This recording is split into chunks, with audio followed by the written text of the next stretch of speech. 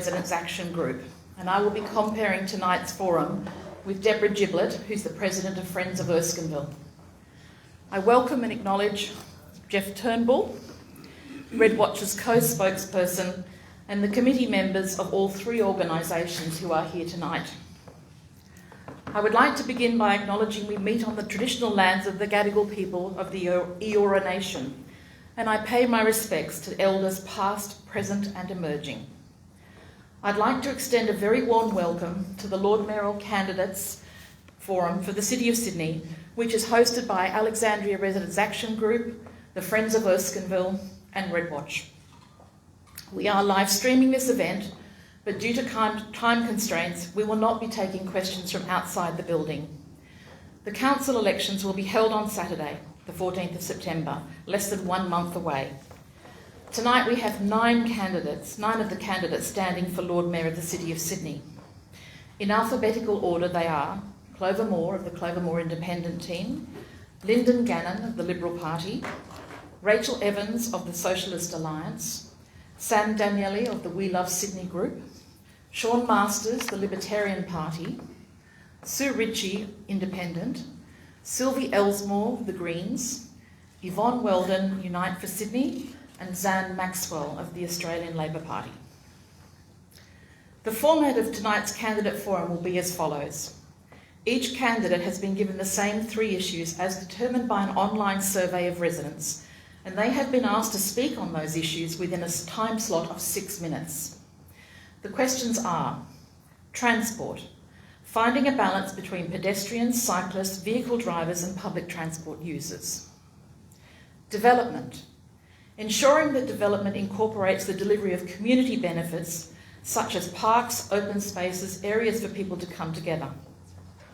Housing affordability, the role of council in maximising the delivery of affordable housing via the council's contribution scheme and allocation to community housing providers, the Affordable and Diverse Housing Fund, the city's strategic planning and housing targets, the city's planning consent and refusal vis-à-vis net loss of dwellings.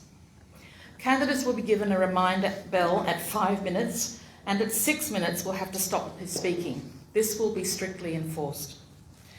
Once all candidates have presented, we will invite you to pose your own questions by lining up in front of the microphone over here. Okay.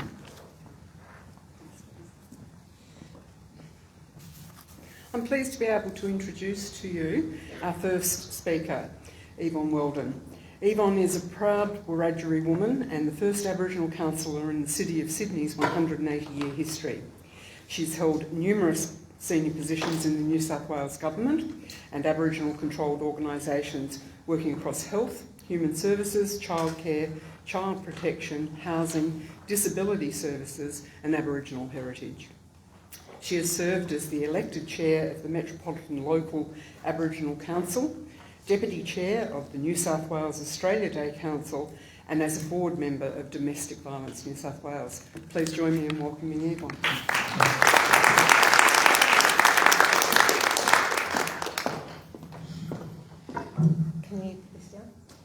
Can you put it down? Slightly shorter. Or maybe a little bit more than slightly.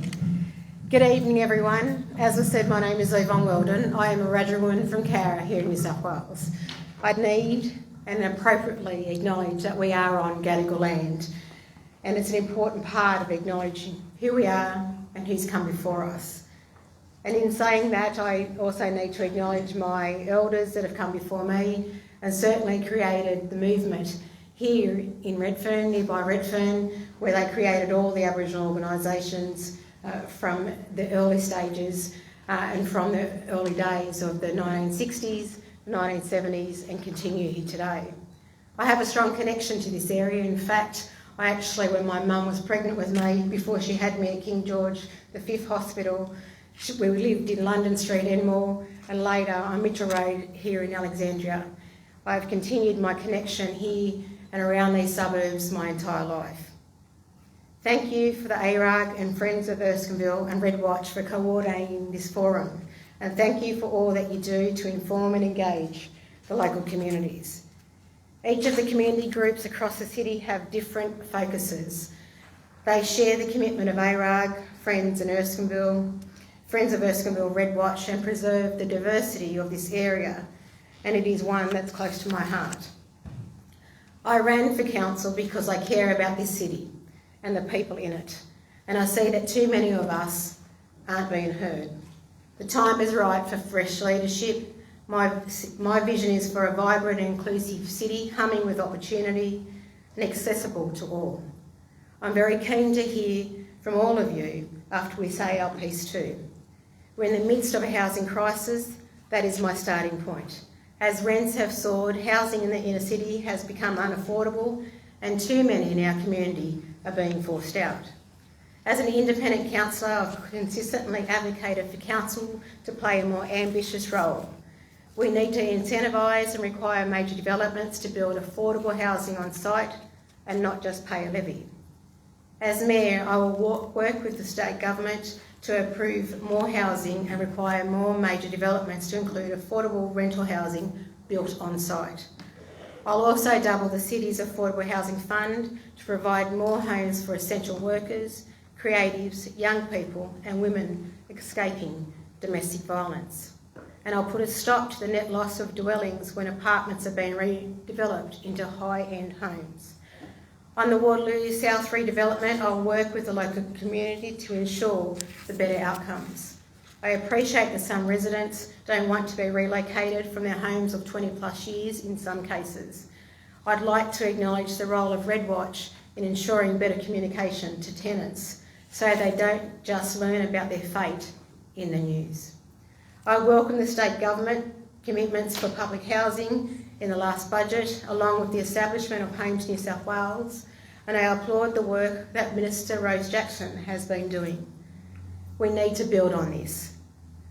And to say goodbye to the snake that was the Land and Housing Corporation eating its own tail to grow.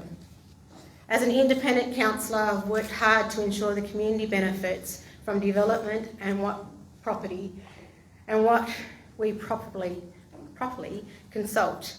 Our city is incredibly diverse. It is important to understand and appreciate that.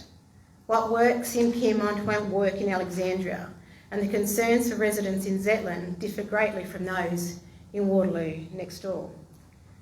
When we do things in partnership with local communities, we achieve better outcomes. Whether it be the opening of new parks and sporting fields, the position of public toilets in Erskineville, or making community centres more accessible, waiving fees for community groups, or preventing the senseless installation of giant advertising screens in our high streets. We need to protect and build upon our existing transport infrastructure. The opening of the new metro is a milestone, and it will be great for our city in this area. But I'm all for a better active transport infrastructure too. We need to continue to improve the walkability and accessibility for our streets, for all. I've joined the chorus of voices pushing for a footbridge connecting North and South Everleigh.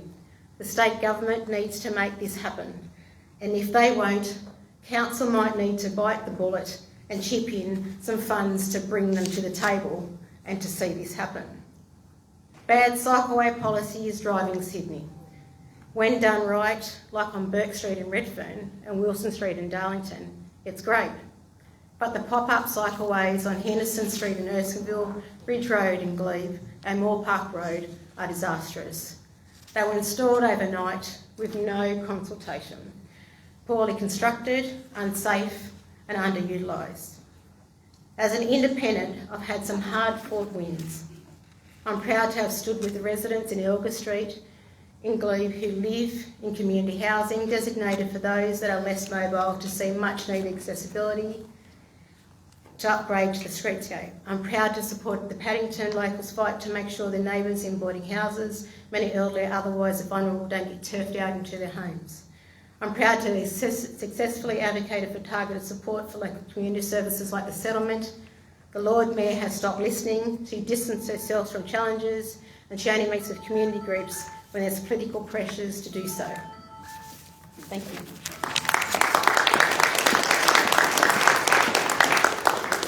Our next speaker is Lyndon Gannon. Lyndon Gannon is a lifelong local of Sydney's inner city, having grown up in Glebe and Ashfield. He was elected as a Liberal councillor in 2021 and has fought hard for local issues, including advocating to name the Erskineville Oval grandstand in honour of Johnny Lewis, establishing a review into the bungled billboard rollout, and in an Australian first, established the first local government lobbyist meeting code of practice.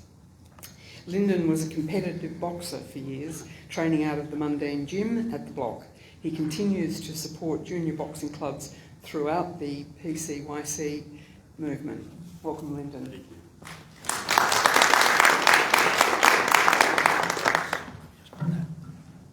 Thank you.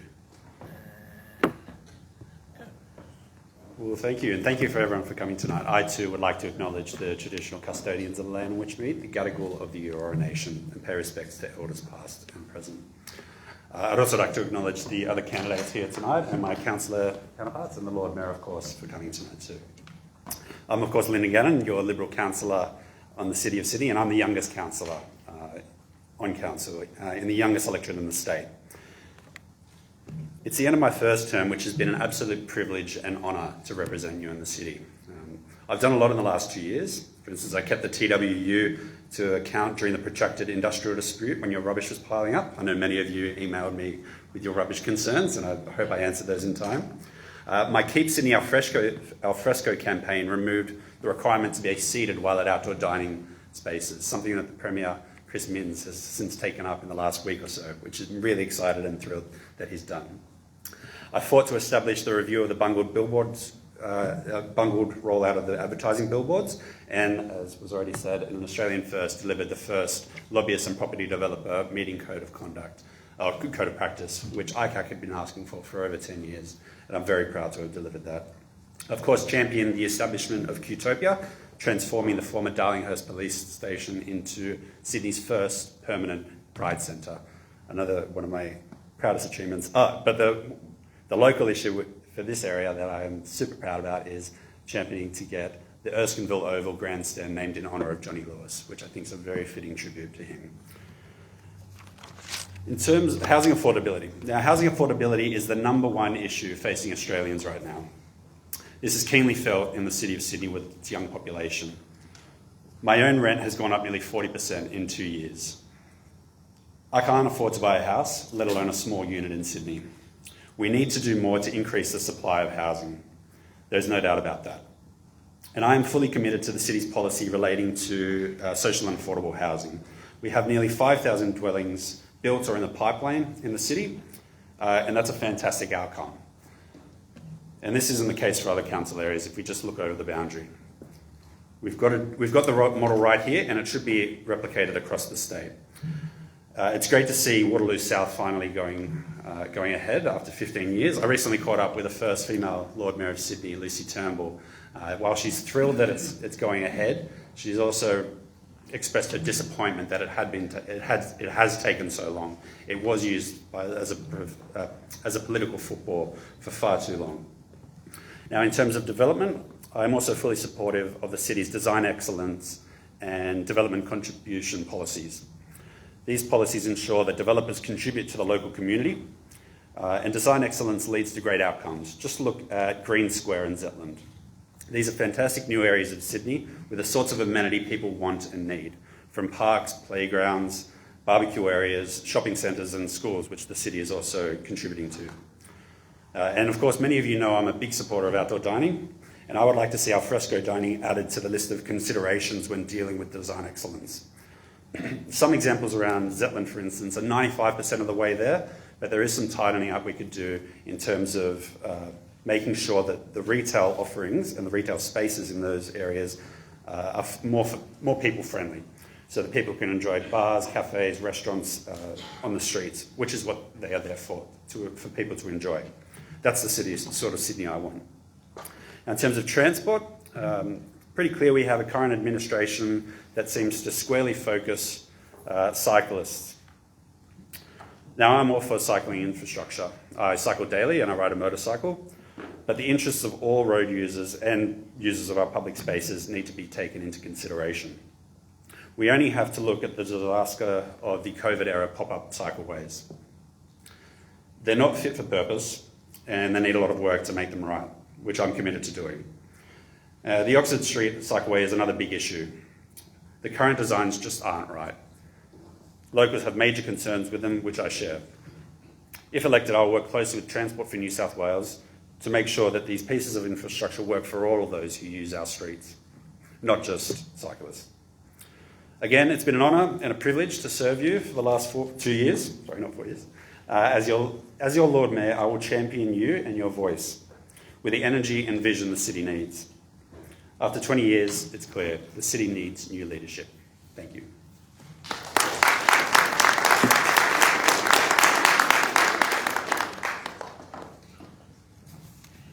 Our next speaker is Clover Moore.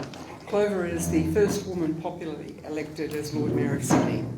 During her 5 terms as Lord Mayor, the City of Sydney has developed a long-term strategic plan, Sustainable Sydney 2030 to 2050, which includes action on climate change, delivering award-winning community facilities and affordable housing, protecting and creating open space, promoting the cultural and creative life of the city, delivering transport options and championing the needs of diverse and vulnerable communities. Clover is committed to a vital and welcoming city for all. Please welcome Clover Moore.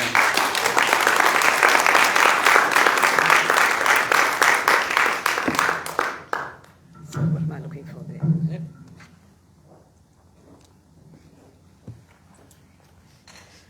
Hello everyone, it's good to see you all here. It's nearly as popular as those traffic meetings that we've all been to. I want to acknowledge the Gadigal of the Eora Nation, the traditional custodians of our land, and pay my respects to the elders both past and present. And acknowledge the other candidates who are sitting behind me. You've identified 3 important issues, and I'll start with transport, finding a balance.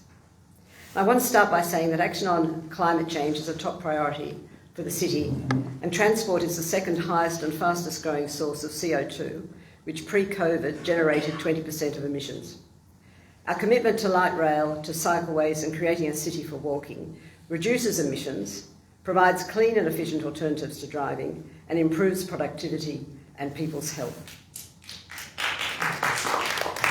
And communities have told us that they want a city that is safe for walking and cycling, with better public transport. A city for people rather than cars. And we are spending $28 million a year on walking-related improvements, especially as 93% of all trips involve walking. If a car hits a pedestrian at 50 kilometres an hour, there is just a 10% chance of survival. That chance goes up to 60% if the car is travelling at 40 kilometres an hour, and goes up to 90% if the car is travelling at 30 kilometres an hour. And the good news is that 75% of city-controlled streets now have speed limits of 40 kilometres, and soon they will include all city-controlled streets. We're also advocating to government for 30 kilometre an hour in our village centres and in the CBD. When I became Lord Mayor, the city had no separated cycleways.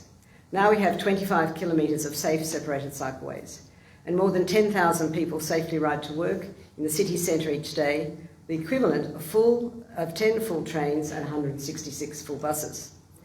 70% of Sydney-siders told us that they would feel safer riding if there were more separated cycleways. But not everyone can ride or walk, so enabling people to ride and walk and use public transport frees up congested roads for people who need to drive, that is our tradespeople and people with a disability. And cost of living is a great challenge, and cycling isn't affordable for those that can cycle. And to mitigate the impacts from WestConnex in Alexandria and Erskineville, the city has committed to $6.5 million for 17 traffic management treatments over the next term, following our consultations with you. And recently we opened stage 1 of the Green Square to Ashmore connector. I'm very excited about this. It's a cycling, walking and public transport street that will enable the people from Ashmore and Erskineville to easily get to community facilities in Green Square, and Green Square residents to easily get to beautiful Sydney Park. We'll be doing stage 2 at the beginning of next year. I'll continue to call on the government to build the active transport bridge between North and South Everleigh, which is long overdue. So turning to development. Since 2004, the city has received developer contributions, and we have negotiated planning agreements that have resulted in affordable housing, high quality infrastructure, open space, and excellent community facilities. Green Square is a good example with its award-winning facilities like the library and the aquatic centre. In 2006, the state government gave the city the responsibility of converting Green Square from a polluted, contaminated, former industrial area into a residential area for 60,000 residents and 22,000 workers. So far, 33,000 people have moved in, and the city is delivering well-designed, walkable streets, separated cycleways, community facilities and open space. So thirdly, housing affordability. Housing is a basic human right, and the lack of affordable housing is one of the biggest social and economic challenges that we have. Even though housing is primarily a state responsibility, the city uses every lever it has, and we are on track to deliver more than 5,273 new affordable rental homes to be built and managed by community housing providers in perpetuity by 2036. Already we've contributed 3,323 affordable homes, either built, in the pipeline or expected, which is more than any other council in Australia. We do this through collecting levies from developers, from selling property at a discount to community housing providers, and providing grants from our Affordable and Diverse Housing Fund, and negotiating planning agreements with developers. For example, we provided a discounted land, a former council depot, to St George Community Housing for the Gibbon Street development in Redfern, which has 162 social affordable units with 45% are for First Nations people. At the proposed Woolworths site on Burke Street, Waterloo, we negotiated additional levies through a planning agreement for affordable housing that will be built on site. While our grants have contributed to projects for people at risk of homelessness, especially older women and youth at risk. An additional 381 affordable homes will be built on Botany Road with funds from our levies as well as discounted land sales. I've just chosen the sites that are particularly in your area to talk about as shortness of time.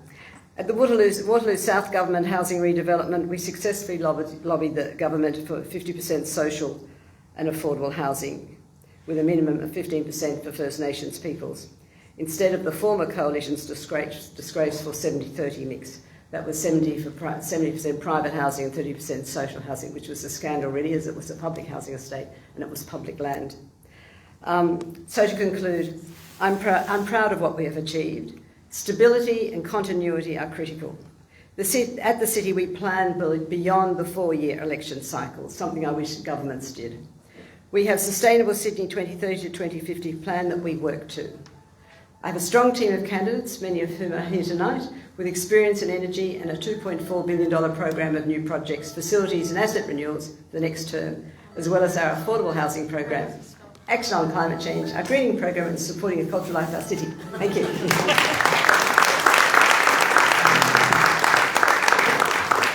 Our next candidate to speak is Sue Ritchie. Sue has a long IT background working at Qantas, specialising in complex problems, strategic planning, integration of diverse business unit interests and change management. She and her family own and operate the Beecham Hotel on Oxford Street and has been a resident, business and property owner in Darlinghurst, Paddington and Wallara for over 35 years. She is a local community leader and activist, being the founder of the 3 Saints Square project, which focuses on the central part of Oxford Street between 2 of the best art schools in the country. Please welcome Sue Ritchie.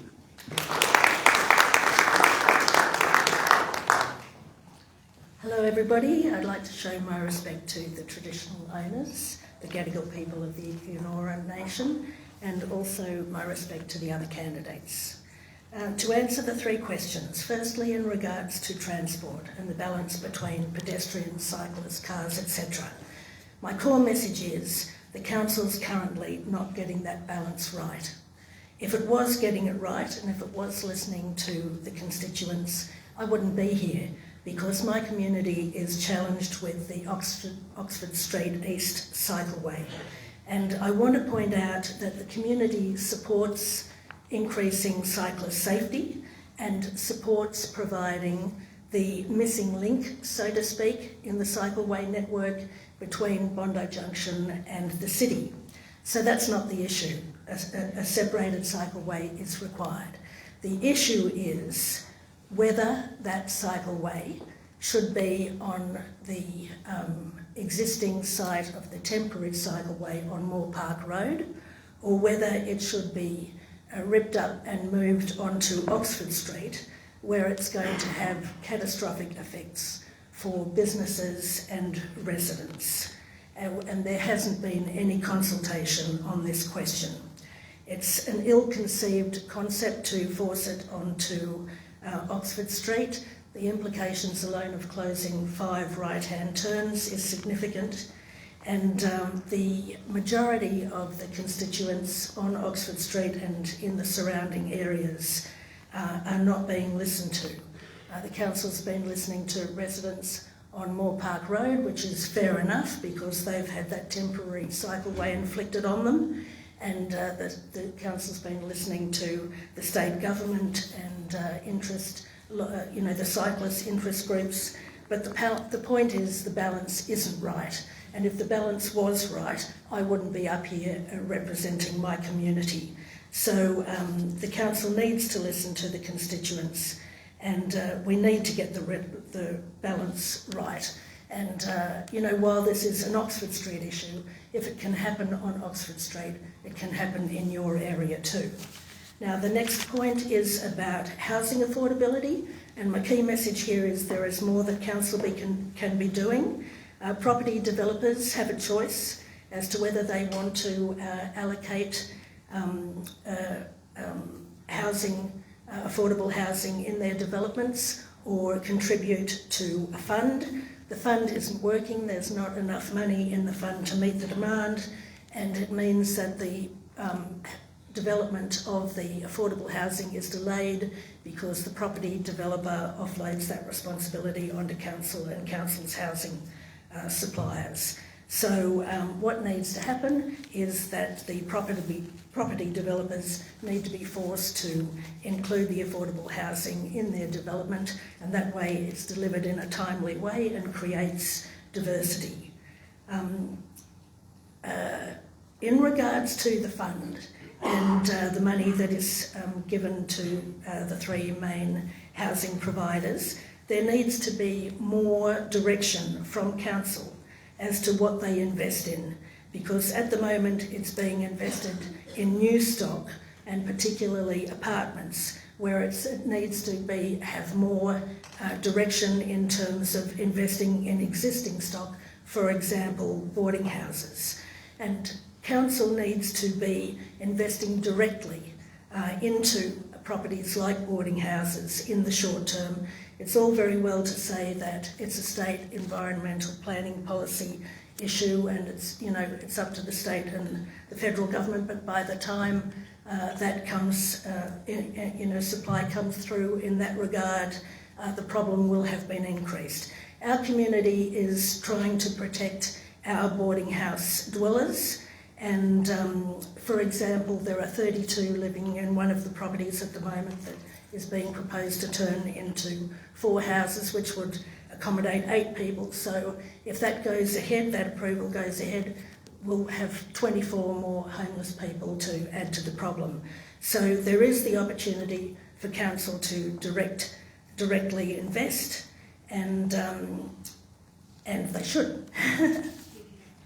Okay, and the last thing I want to talk about is developers delivering community benefits like parks and open spaces.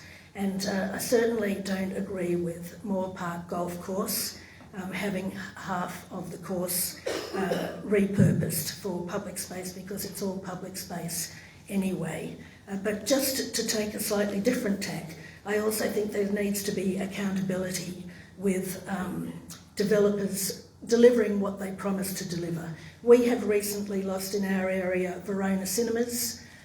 The property developers were supposed to provide a cinema. What they proposed wasn't commercially viable for the operator, so a DA has been approved and the development's going ahead, but we've lost the cinema. So that's an amenity that shouldn't have been lost.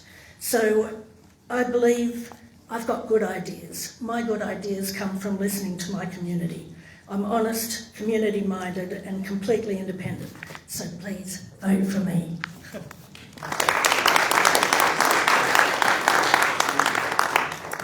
Our next speaker is Sam Danieli. Sam is a chartered accountant and principal of his own firm in the CBD. He is a former mayor of Warringah Council and will bring extensive political and business experience to the council.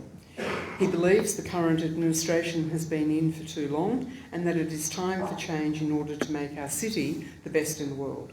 With 40 plus years in business and 8 years in one of the largest councils in New South Wales, Sam is ready to hit the ground running and make Sydney a city that is safe, clean and very welcoming to come to work, live and play. Please welcome Sam.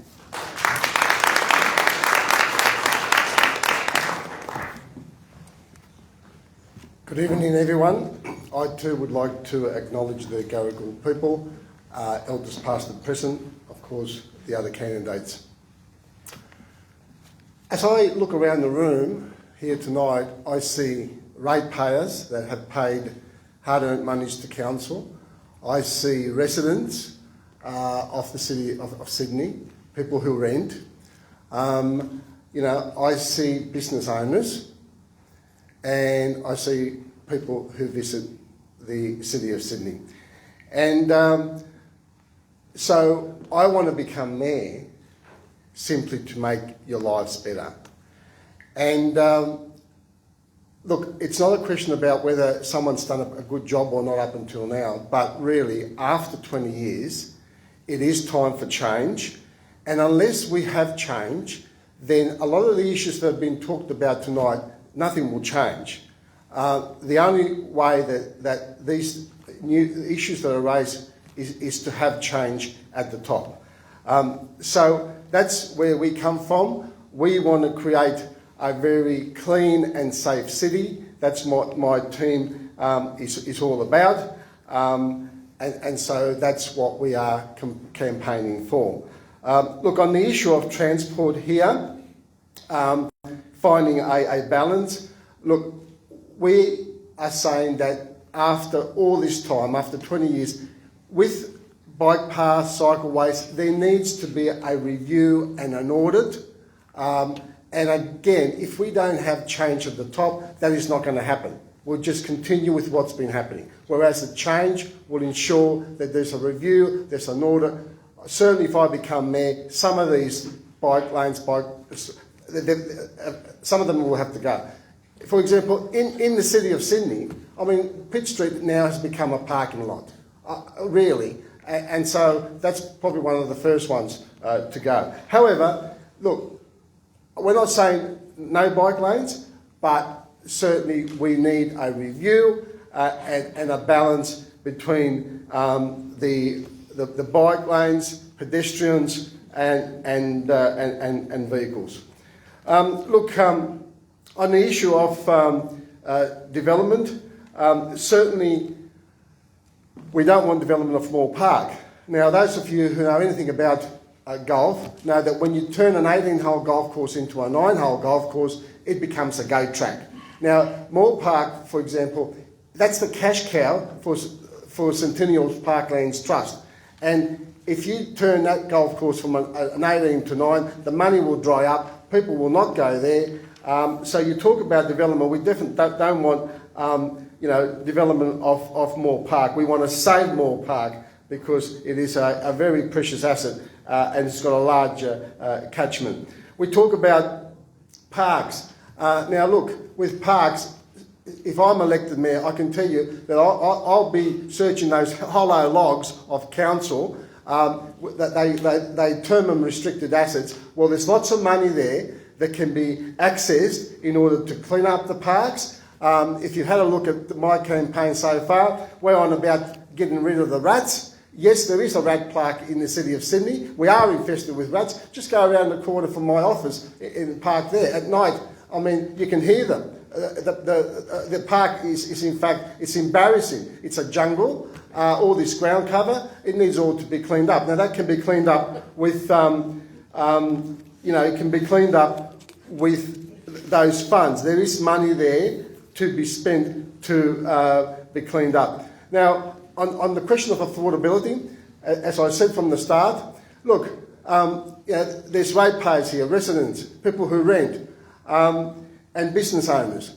And we have a cost of living crisis. Well, council can assist with this cost of living crisis by having a rate freeze.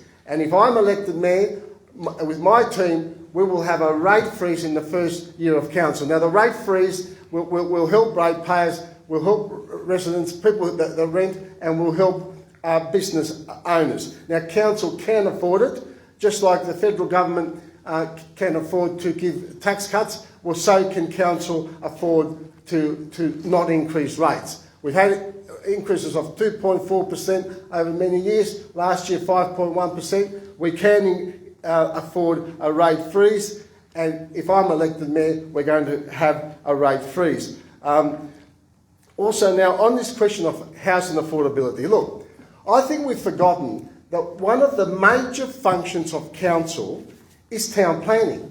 You know, and certainly the current council and the incumbent mayor, they've got embroiled in so many issues that they have forgotten about some of the basic functions about councils, and that is town planning and parks and rubbish and all these things, because you can only stretch your hard-earned ratepayer dollar so far. Now, town planning is a major function of council, and with the house affordability and public housing, what needs to happen there is that, and if I'm elected mayor, in council, now this is such an important issue, housing affordability, public housing is such an important issue that we need a separate section in council, in town planning, to deal with that. That is the only way. Just like in federal and state government, when something is so important, there's a special ministry established. We need a special town planning section in council to deal with the housing affordability issue.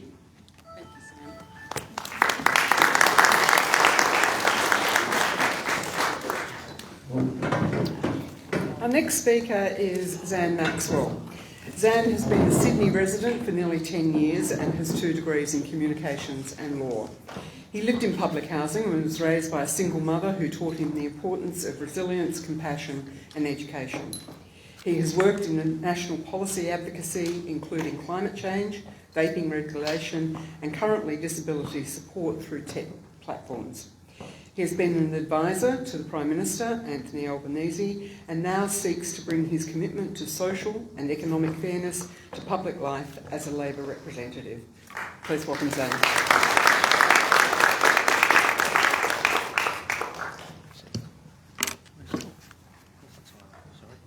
That's all right.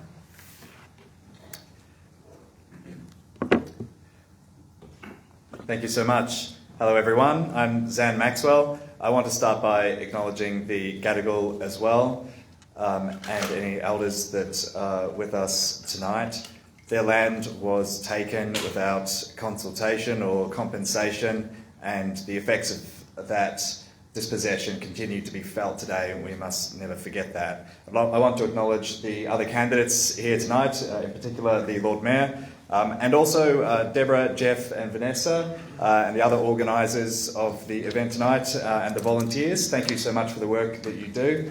I look forward to working with you on council in the next term, all going well. So I'm Zan, I'm 35, I'm a renter, and I love this city. I love Sydney. I think Sydney has everything that it needs to be one of the great cities of the world. But I think it is in danger of losing that potential. If you have walked down Oxford Street recently, or you've tried to get a meal after 9 o'clock, or perhaps a beer on the footpath after 8 o'clock, perhaps at the Old Fitz, or you've tried to get your bins picked up on time, we know that Sydney is facing decline. We need a city that actually is great, not one that just looks great. And for me, the most important part of that is fairness. Greatness starts with fairness. 20 years ago, when the Lord Mayor first took office, a good job and hard work was enough for a young person to make a prosperous life in the city. That's no longer possible. Now you need a lottery ticket as well. That's why 7,000 young people left the city last year. I know plenty of them myself. I've lost good friends to Newcastle or Canberra or Melbourne. It's a bit depressing. These people, about half the city are renters under 40. These are people that have done everything right. They've held up their end of the bargain. They went to uni, they've got a good job, but that's not enough in Sydney anymore. They need a better deal. They're currently locked out. Housing is at the centre of the affordability crisis, and I know that what Council does is one part of a very big picture on housing and affordability, but Council can do more. We can go further with the tools that Council currently uses, but that's clearly not enough, because the Council has a target that they've set themselves out to 2036 of having 7.5% affordable housing. If you take into account everything that has been built towards that goal, everything that has been approved but yet to be built, and everything that is projected, their own reports show that they're not even on track to meet a quarter of that. So we need to show a little bit more imagination and urgency about this issue. And so there are things that we can do differently, or new things that we can do in addition to what we're currently doing. In particular, we can be leveraging the almost $750 million that Council has sitting in the bank to purchase properties off the private market and convert them into affordable rentals for key workers. That is one of our policies. We need more urgency and imagination about this issue. The next thing that we can do to make our city great is take our vibrancy and nightlife seriously as well. The Lord Mayor's had years to take advantage of the vibrancy reforms that the state government has introduced. The Labor-led Inner West Council has declared a special entertainment precinct on Enmore Road. There was a trial, it was very successful, and they've made it permanent. There are still no special entertainment precincts in Sydney. So as Lord Mayor, I will declare 5 to get our nightlife and vibrancy firing again. The next thing is the decline in basic services. So we will focus on getting the basics right, and that starts with getting the bins picked up on time. So I also want to acknowledge Linda Scott, who is in the audience, a current Labor councillor who is not standing again. She was the only councillor that voted against the privatisation in 2019. It's been a debacle. If you ask anyone, what is Council's job, one of the top things that they will say immediately is pick up the rubbish. If we can't get that right, there is a big problem. So we will introduce an insourcing framework like the ACT has that will look at all contracts as they come up for renewal through the lens of whether it makes sense to bring them back in-house. And I look forward to seeing what that shows for our garbage collection and in particular our aquatic centres, which the outsourcing of which has also been a disaster. So those are my 3 key commitments in this election, and I ask for your vote. Thank you.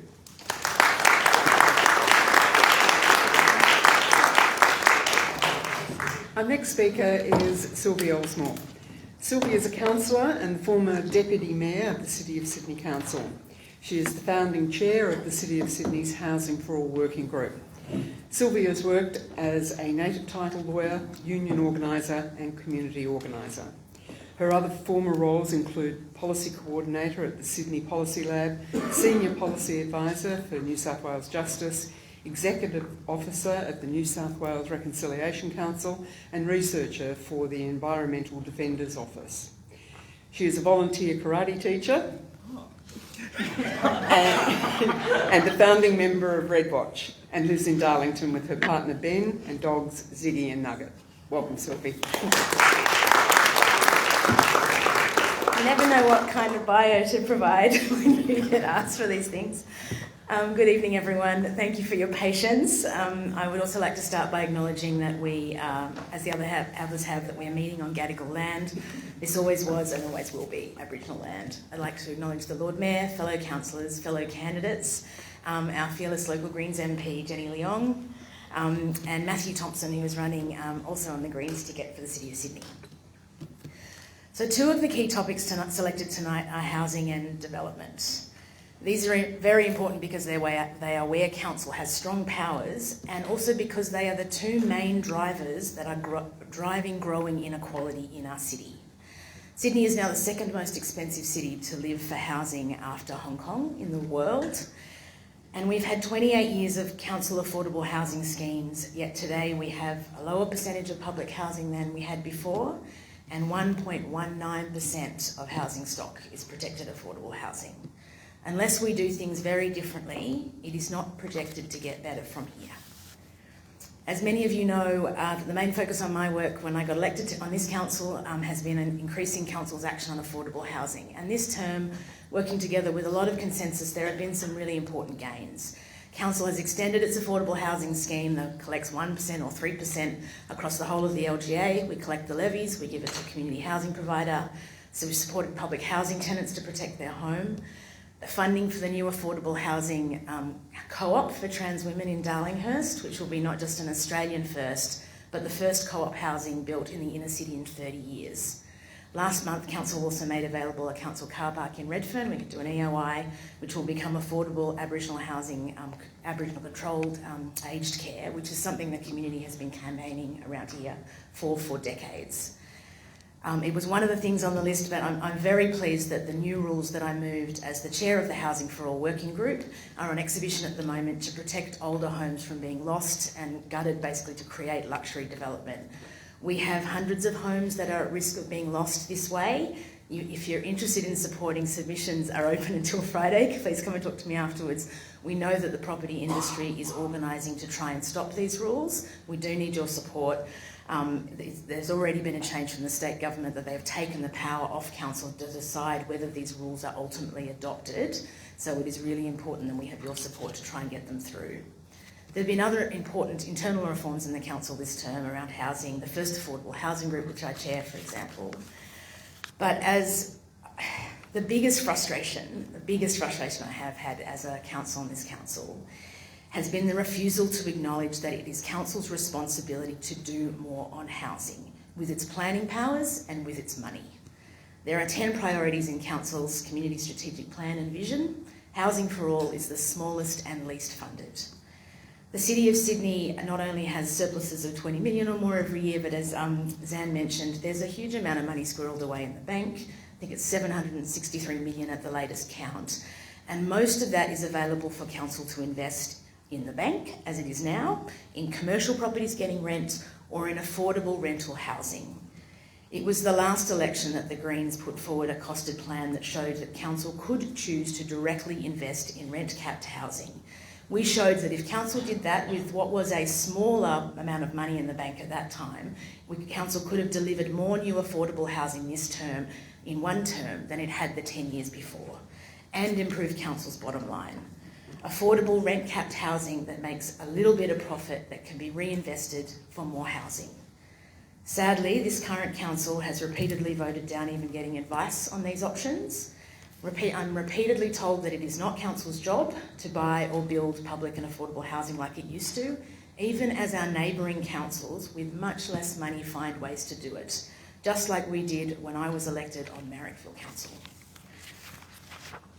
Council collects around $40 million in developer contributions for affordable housing each year, $40 million. And when you add that up over 28 years, that is a lot of money. Every one of those houses that council has delivered is so important. But that amount of money absolutely pales in comparison to the scale of development that has taken place in the city over that time and the scale of wealth that the council has created with our rezoning decisions. Let me give you an example. So not Monday's meeting, but the meeting before, we had another rezoning proposal before the council, a series of sites in the heart of the city, rezoning to create what will be the tallest towers in Sydney, massive new luxury commercial development worth between $3 and $4 billion. I moved that council nudge the 1% affordable housing contribution we were going to collect up to 2%. And it was voted down that we even get advice on this as an option. Rather than congratulating itself on the success of what has been delivered so far, we need to acknowledge, and the community expects us to acknowledge, the scale of the housing crisis that they are experiencing, especially everyone under the age of 30, and we need to step up. The standard we should compare ourselves to as a council is that of cities like London or Paris, where it's 30 or 35% that is expected from private development. London, not famously known for its equality, 20 years ago their mayor set a target that 50% of all new housing that was going to be built would be public and affordable. And by demanding more of developers and by councils building it themselves, last year they achieved 45%. Imagine what we could do if this council had that level of ambition. Finally, just briefly on transport, which is the last one, the Greens are very proud champions of active transport. Lower speed limits on our streets, wider footpaths, dramatically reducing dependence on cars. You've been very patient. You don't need to hear any more from me. Thank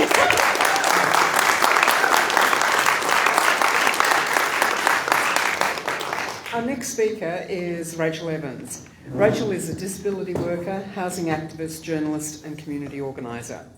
She has lived in a housing cooperative since 2012 and is active in Action for Public Housing. Rachel is a long-time LGBTIQ activist and is campaigning against Israel's genocide on Palestine through the City of Sydney for Palestine, the group that led the successful ceasefire now and disclosed to divest, boycott and sanction Israel motions through the City of Sydney Council. Welcome, Rachel. Well, hi everyone. Thank you to the residents, groups and volunteers who have organised this forum. I'm recognising we're on the land of the Gadigal people of the Eora Nation, always was, always will be Aboriginal land, and I pay respect to elders past and present. I also note the other candidates in the room, Andrew Tudor as another Socialist Alliance candidate, and other comrades and campaigners in the room as well.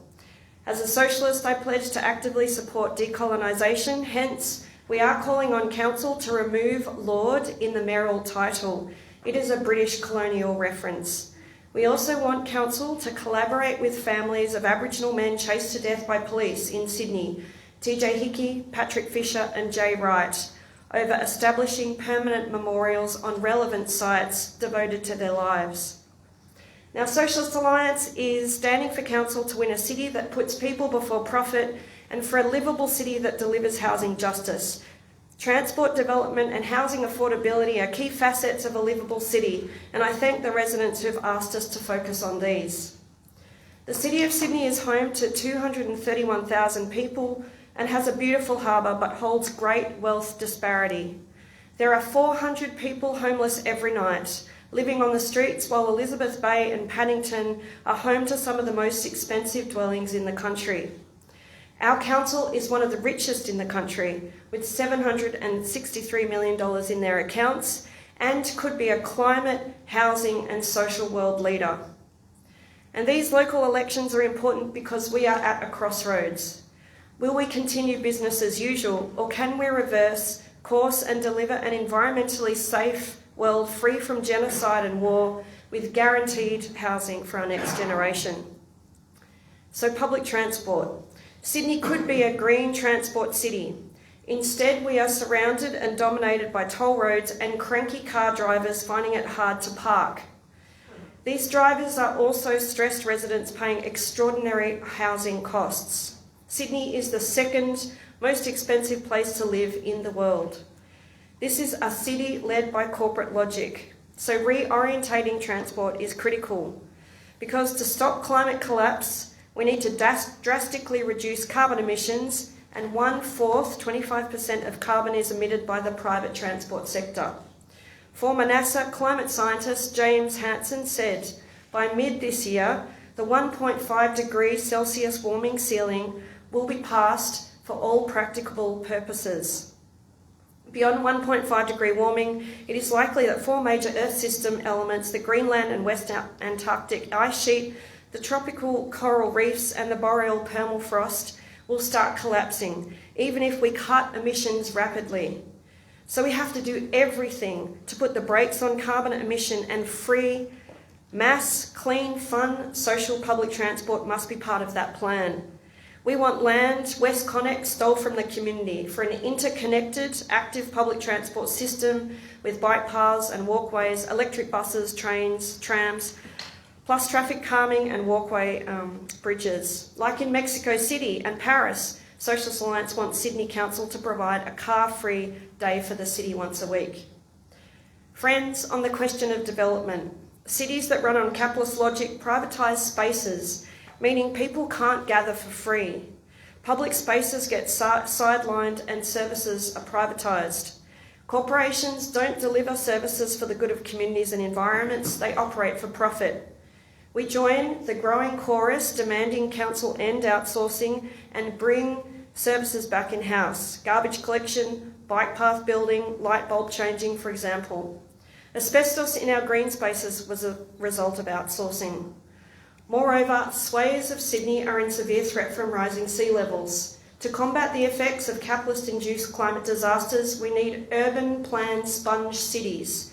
Cities that sink floodwaters through mangroves and waterways. Copenhagen, Auckland and cities in China are creating these. On the question of housing, all tiers of government have commodified housing. Sydney rents went up by $193 per week over the last 2 years. But in Sydney, there is no scarcity of housing. 270 public housing dwellings and 3,400 private dwellings are empty every single night. Finland has solved its homelessness crisis. Why can't we? Now, Council has a target of 15% public, social and affordable housing by 2036, but all indications are they won't meet this. We're calling on Council to increase the developer levy on commercial and residential developments from 3 to 30%, as many European cities have, and buy dwellings for council homes. 4 months ago, they did this with the Trans Housing COP. They can expand on it. They can buy Selwyn Street boarding homes and guarantee the 32 residents their homes and help save Waterloo and end the horror of demolishing mass public housing in a housing crisis. Of course, friends, most in the room will suggest this all sounds wonderful. But to win what urban planners call eco-socialist solar punk cities, we have to take on the might of developers and property investors. And in Sydney, we know how. Many successful campaigns like train entrance expansions, public housing building, and green space developments have been led by resident action groups and Jack Mundy's green bands. Finally, resident groups are powerful. Resident groups, Action for Public Housing and tenants could unite to save Selwyn Street and Waterloo. City of Sydney for Palestine campaigned successfully for all these motions on Palestine, and we can do it on Selwyn Street and Waterloo.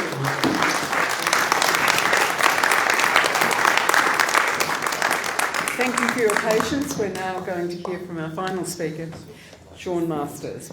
Sean has lived and worked in Surrey Hills for over 25 years. He's been a creative director in the advertising industry for over 20 years, helping build the world's biggest brands.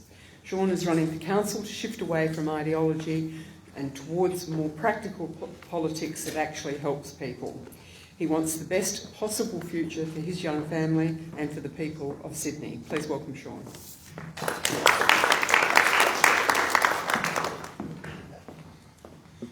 Thank you.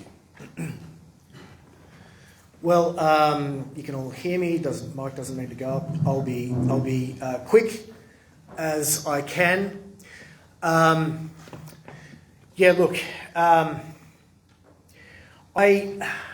am running for council because I feel that ideology has infested this council, and I feel that ideology has no place in local council. I feel that council should be all about the day-to-day, immediate concerns of residents. As a libertarian, I believe in small government. I believe in a less control of government. I believe in more rights for individuals. I believe in more power for individuals. I believe in more freedom for individuals. So given that we need council to focus on the day-to-day concerns of residents, let's talk about those concerns, the first one being transport.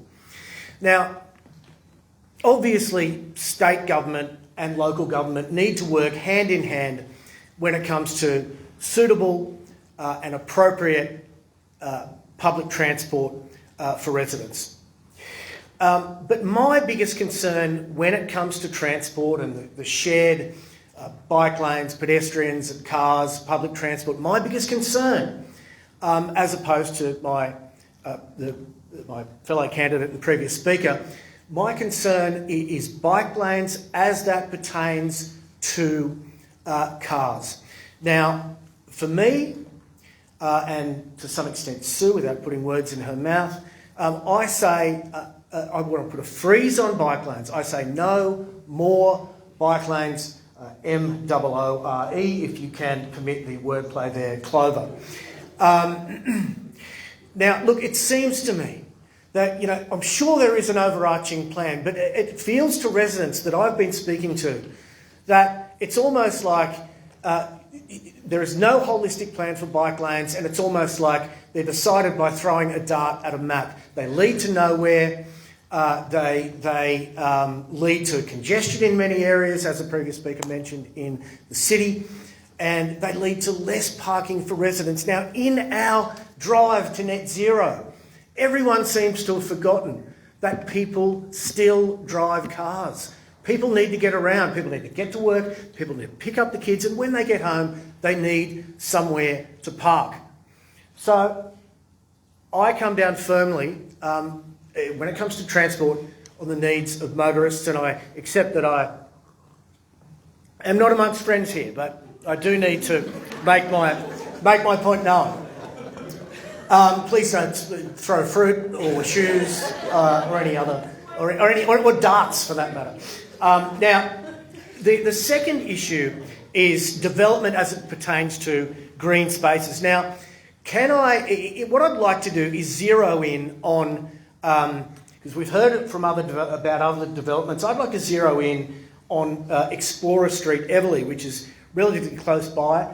I was there the other day and I saw many of these signs.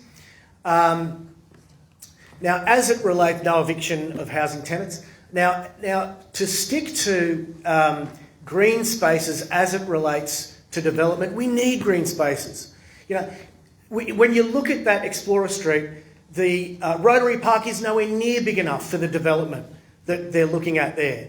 It needs to be completely re-landscaped. It undulates. It's not flat enough for picnics and throwing frisbees and games of cricket.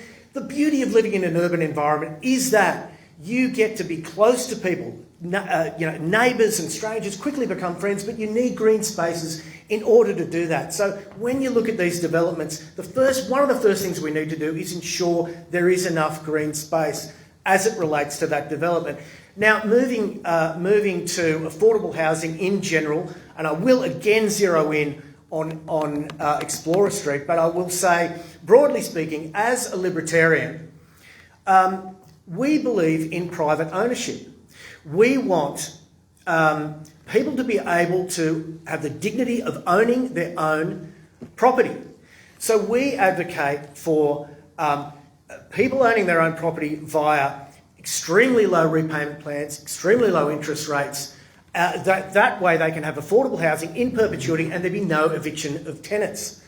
Now let's talk about the 13 stories at Everleigh Street as it relates to parking.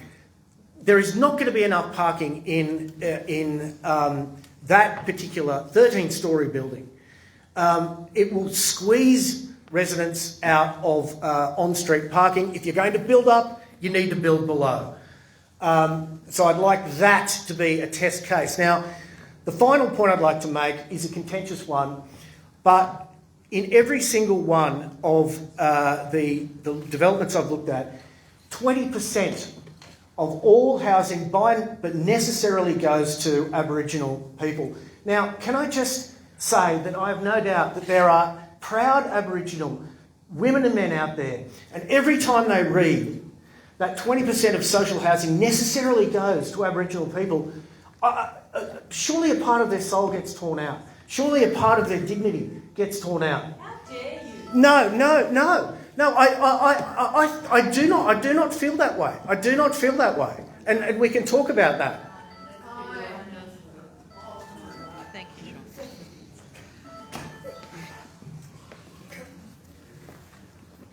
Okay. So we're now going to have the open mic Q&A session.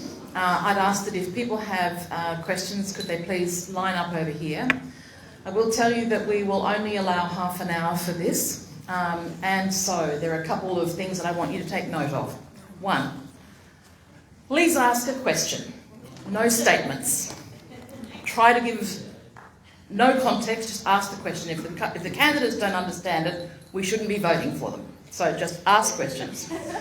I'd also ask the candidates keep their answers brief. We will be handing around this microphone, and I do ask that people respect the fact that not everyone has great hearing in this room, so please do wait for the microphone. Okay, over to our first questioner. This question is for our current Mayor, Chloe Moore. I understand that you have boasted to another City of Sydney councillor that you plan to die on the job. How can we trust you to continue to run our city when you can't even organise a retirement plan for yourself?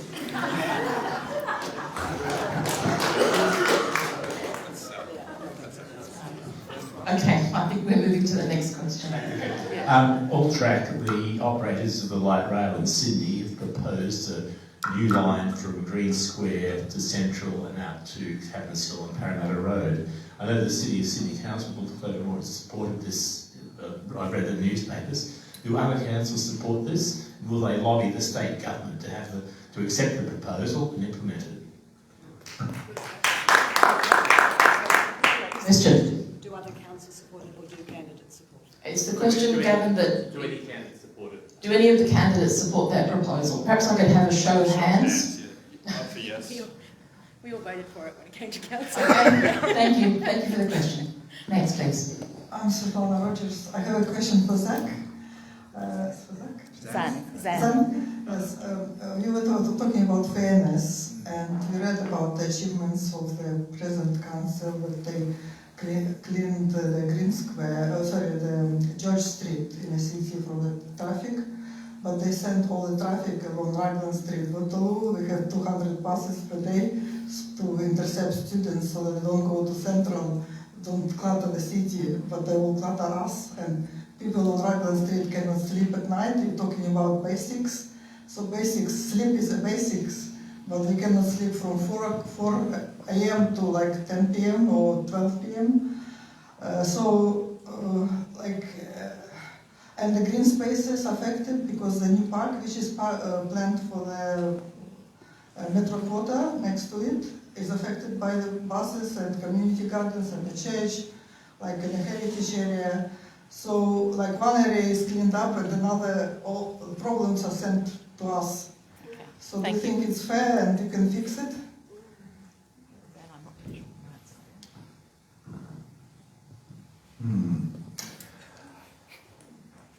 I think the question was about bus services and are they too loud? Is that? Yeah, we have 200 per day. 200. We never had any buses. No, they cleaned up the city, but they sent it all to us. 200 per day, like in front of the people's terraces. Yes. Oh, I see. They've redirected public transport routes close to where you live and the noise is... Waterloo, yeah. Okay. What was the reason for the rerouting? So, to clean up the city from my understanding, the city was cleaned up from heavy traffic, but now we ended up with it.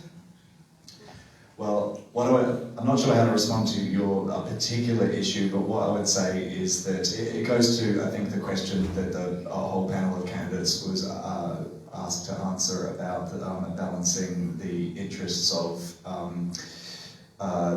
different kinds of transport, whether it's cyclists, pedestrians, cars. It's clear that from your experience that the impact on residents should be taken into account as well, and if routes are updated that impact particular streets more than they were, That's something that should be taken into account when these kinds of decisions are made. But if you want to talk to me or perhaps the Lord Mayor after this, I for one will be available. Hello. Light pollution is an insidious problem when unshielded and excessive lighting severely disrupts nocturnal wildlife, resulting in a decline in threatened species, particularly insects and the pygmy possum and sea turtles that have a drastic decline, making a bit of a hash of this. We are also affected by the loss of dark skies and increase in global warming. What would any of you do about this problem of light pollution if you were in government? Anybody can answer. Thank you. I'm happy to answer that one first because you've sent some good emails to the council about this. We did, as a Greens council, I did move a motion that it was not successful recently around council revisiting the accumulation of billboards and the amount of light pollution, because Melbourne's made a decision because of the number of bright billboards that it's going to consider turning some of them down. It's got new rules on exhibition, did a great study. That was not successful. I hope it's something that the new council might consider. And the separate issue around that is I would really love this council to start looking at how much we are commercialising our public spaces. I think confusing vibrancy with meaning you have to advertise at everybody all the time that they have to buy things and pay for things is not the same, and that's a real issue with how people are approaching it. There are many cities around the world that have said we're going to get rid of the billboards and replace them with trees, for example. We should do that.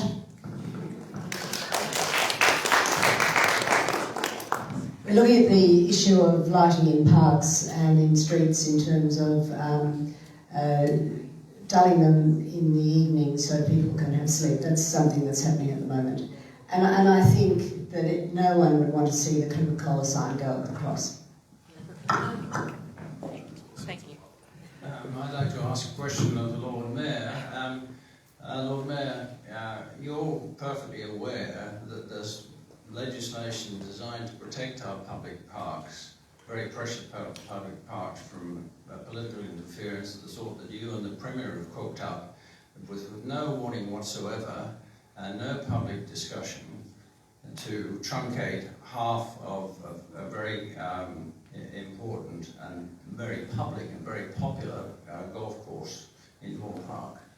And you also know that over the period of 2 years, between 2015 and 2017, the public trust that has given legislative responsibility for the control, management and planning of our public parks developed a 25-year master plan to guide how these parks, including Can I ask what the question is, please, sir? The question is, how do you justify coming up with what you have done when that trust itself has come up with a very well thought out public plan, which has been approved by the relevant Minister for Parks? Can I cut it off there, please? Yeah. Otherwise, we'll never get there. So, thank you for the question. A proposal was put to Premier Minns to right the wrong that has occurred. I mean, it was the Labor government that had decided in 1995 that the former South Sydney industrial area would become the new urban renewal area of Green Square. To, as I said before, to provide homes for 60,000 people and 22,000 workers, and there was no public space proposed at that time for this. Now we can see that there are going to be about 80,000 people living within a radius of Moore Park. When Moore Park was created by a former city council and the clubhouse was built by the council, the surrounding area was industrial. Now it's surrounded by the most dense housing in the country. And the former Premier Bob Carr, who was in fact the Premier when Green Square was announced, agreed that that was an omission, and he talked to Premier Minns, and Premier Minns agreed that there had been an omission there because the people living in that very high density look across at Moore Park and they just see high fences and signs saying keep out. And so, as there are 13 other golf courses within 10 kilometres of Moore Park, and many of them public courses, it seems a very fair and equitable thing, righting the wrongs of the past, to make 20 hectares of Moore Park public parkland, and there will still be 20 hectares of golf course. And of course, if you want to do 18 rounds, you can go round twice. You're not answering my question. I have answered your question. My question is that there's a trust that's responsible for the planning, and it came up with a 2-year plan for the whole of the park, not just the golf course. So, I know it's really important to you, but we have a lot of people here that have other questions. Yeah, well, I don't think the council... Well, I'm sorry if that's the way you feel. I'd rather not, actually. The government has set up such a body, and in fact I'm on the community board of that body, and that body has unanimously supported the proposal that the 20 hectares become public parkland. Thank you for all your comments tonight, and it's been very interesting. My question is posed to the gentleman who referred to the rat plague in the car park, is that what you said? Also, where I live, which is just over there in Waterloo, next to where the new railway is, because of the development and all that, the rats kind of had to shift quickly, and they kind of avoided our area, and then they went into south Waterloo, and people have been complaining. Please answer your question. Is have you been in consultation with veterinary association or something like that to try and cull the rat population using a kind of a birth pill strategy, a strategy to stop them from reproducing? Because I think that would be a far more humane thing than toxifying the land and toxifying stray cats. Thank you. I think we're clear on what the question is. Thank you for the question. I was in fact in consultation with Graham Ross, he's a horticulture expert, and what he said to me on the weekend is in fact right, that our public parks haven't been maintained properly, and all this ground cover that you get in public parks, as he said, like the one in Wynyard that I referred to before, we got ivy as ground cover. Now, as he said, you get rid of the ivy, you get rid of most of the rats, because what should happen in parks is rather than the ivy and all the ground cover, you have mulch around the roots of the tree, you clean up the park. No, you don't get rid of the trees. You as he said, that with mulch around the trunk, the tree is healthier rather than to have the ivy grow up the tree. So unless it's full of asbestos. Anyway, I think okay. Thank you. Next question, please. Yeah, hi everyone. My question is about boarding houses, Selwyn Street in particular, but all boarding houses. Now, if the development goes ahead at Selwyn Street, or whatever you want to call it, there will be a 75% reduction in the amount of tenants there, which I believe is different to the rules for other buildings, which I've been told from council that is 15% reduction is the limit. This makes boarding houses low-hanging fruit, so if you can't just make a new rule to stop that quickly, why can't you just buy them? And let the people who have affordable housing already keep their affordable housing.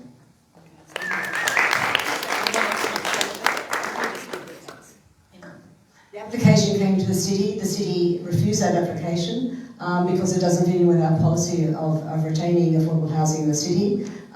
We are now, the developer has appealed that refusal. It's been in court and it's going to come, the case will come back. The city believes it has a very good case to fight in the court, and we've talked to the residents of Selwyn Street who would like to support that case in the court. Thank you for your question. Next one? No. Oh, I'm sorry, just wait, Sylvie. Yeah. The council should buy the boarding houses, essentially. Look, I think one of the things we've talked about tonight, there's a difference of opinion about what council should do with its money. There are 32 rooms in that boarding house. The amount is comparable to the amount of money we spend if we were to pay a community housing provider to build new housing. What the city's doing with the development approval is actually fantastic, but most of the boarding houses we are losing come nowhere near the DA process. We've lost hundreds, and there's only been 14 DAs in 5 years. So it's not going to offer us the protection that those houses need. We need to do something else, and we can do something else if we really want to protect them. One point about Selwyn Street is that there are 4,000 people in boarding houses in Sydney living in, and this is just a big public campaign to save the boarding houses. There's been, as Sylvia was saying, others that have been taken over. I think actually we are in a really good position to get council to buy the homes, but I would like all the resident groups, Action for Public Housing, the housing tenants to say, yep, we're on side. And if we can commit to that tonight, that would be something real for Selwyn Street.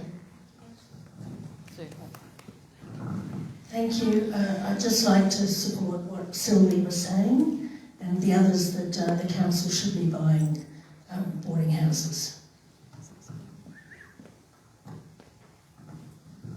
Thank you for your question. I was the first councillor to meet with the Paddington community and put forward a motion to council to take a more assertive stance in protecting our boarding houses.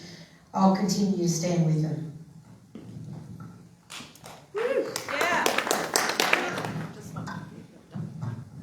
Look, what the city does in terms of housing is we've adopted a model which means that we can provide the maximum amount of return in terms of providing housing, and we do it in perpetuity. And so we would like to see that we defeat this proposal for luxury housing on that site, and that would set a precedent for the government being able to set new rules in Parliament about protecting boarding houses, and then that would support council, because it's really the lack of the government taking action that has meant we've ended up in court. Just so that we can get it clear, is there are people on council right now that voted this down. There are key issues around why we can't keep kicking this down the road, because we are going to be kicking the people out. We can't be complacent around these matters, and yes, we can say that we'll work with state government to do it. In terms of local council, we have an obligation to protect our boarding houses rather than saying it's someone else's problem. It's a decision that council needs to make, but it was a council's decision to not step forward to protect these people and buy this out. Okay, next question. No, Rachel, I'm sorry. We're going to have another question because we can talk about boarding houses all night. They're very important. I just wanted to take it to the floor. No, I'm just... Sorry, Rachel. Good evening. I was wondering, as we talk about development, social housing, the importance of dealing with the housing crisis, what your thoughts are about balancing our heritage, our village feel, versus more development. And if I could just ask you as you answer to keep your answers to outside of the CBD, so the suburbs around the CBD, if that's all right. Okay. Where do we want to start? When I became mayor, the government gave us targets that we had to reach in our housing. The decision we made was that new high-density development would occur in the former industrial sites, and they're Green Square and Ashmore, so that we could protect and keep the heritage villages, the heritage in our local precincts.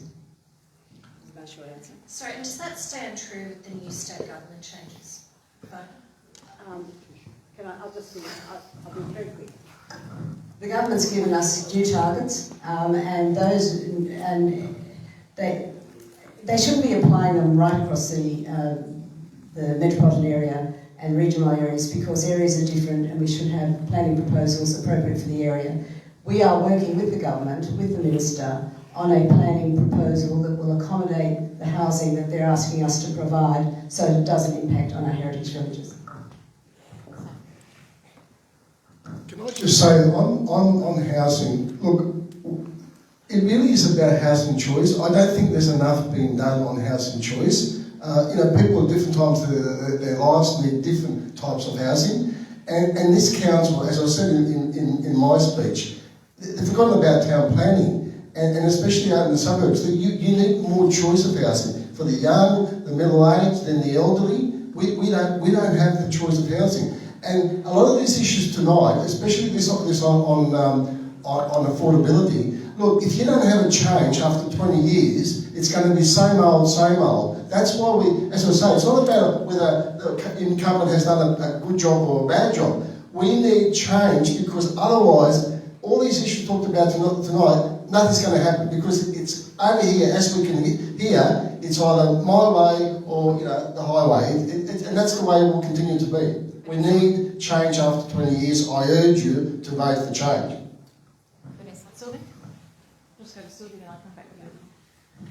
Thank you. I want to support what the Lord Mayor said about we can meet our targets, and we can do that by only gently infilling the residential suburbs. Like I grew up in Glebe. It's a good strategy that the council unanimously endorsed about the density in some places and that general infill. I think the one thing we could do better though is around how the council engages and lets residents know what we're planning to do with that much earlier.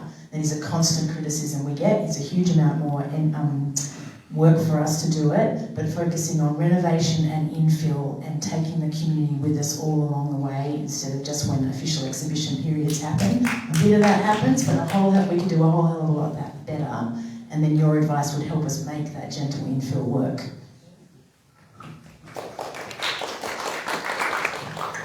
Just wanted to say, I'm not sure what it was all about with our Libertarian candidate, and I'm not sure why it was directed at me. And what he said was blatantly untrue and offensive. One of the best things about this community is its diversity. And I thank everyone here who works to preserve that diversity.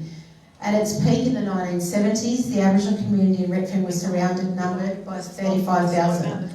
No, it is about the question. Today, as a result of government policy, the Aboriginal community is only about 1,000 or 2,000 odd.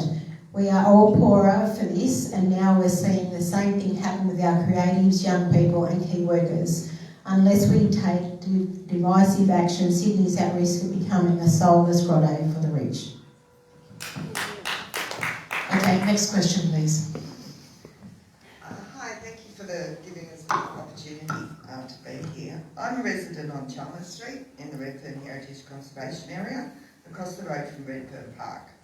2 months ago, I learned in the Sydney Morning Herald of a developer's proposal to place light rail down my street, and that it has support from our elected members.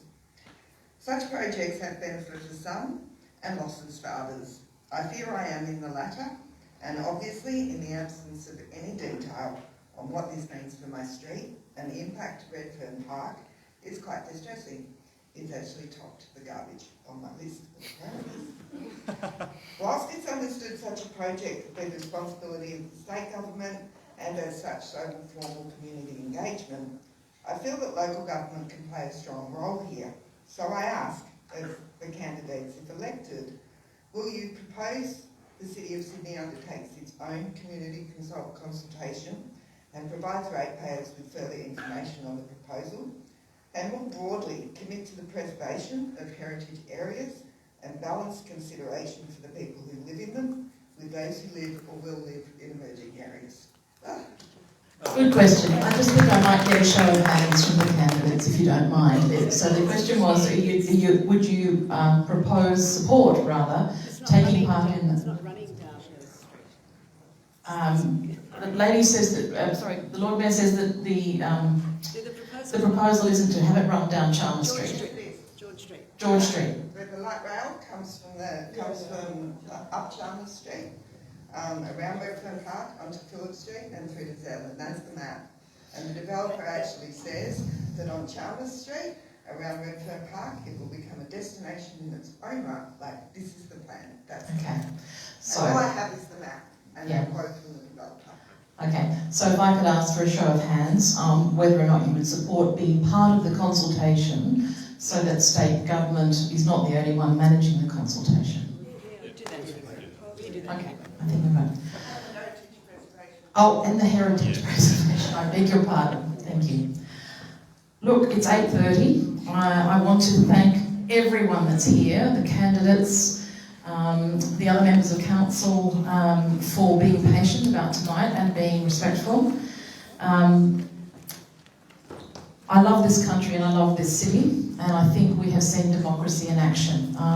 Sometimes it's very hard to know who you're voting for. I'd like to thank the candidates for fronting up and for your sense of who you are.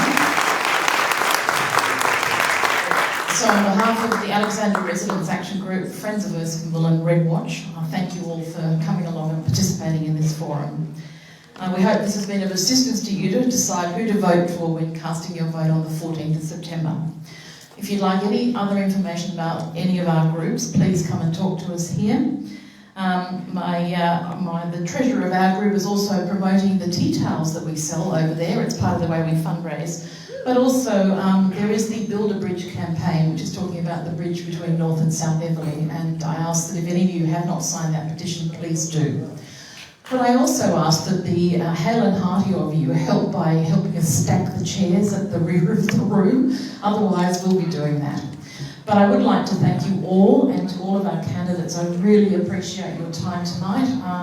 Hopefully it's been a good night for you guys too. You get a sense of this amazing community that we're a part of. So thank you all.